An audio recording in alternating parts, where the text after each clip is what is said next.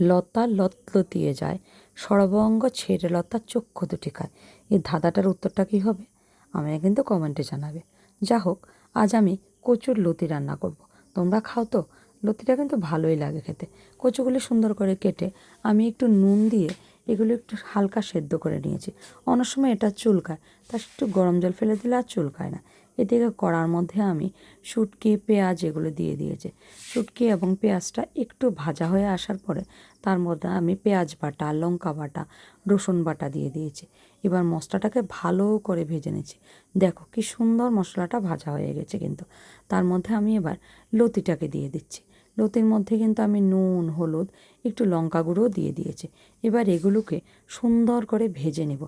ভাজাটা যত সুন্দর হবে, যত ভালোভাবে ভাজা হবে, গলাও ধরবে না, লতিটা খেতেও কিন্তু বেশ দারুণ লাগবে। দেখো তরকারির কালারটা কি সুন্দর এসেছে। লতিগুলো কিন্তু আমার একদম ভাজা হয়ে গেছে। এখন আমি তার মধ্যে একটু গরম জল এড করে দেব, কারণ গরম জলটা দিলে আর চুলকানোর কোনো ভয় থাকে না।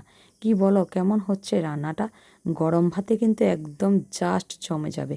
এক থালা ভাত দারুণ করে খেয়ে নেওয়া যায়। কেমন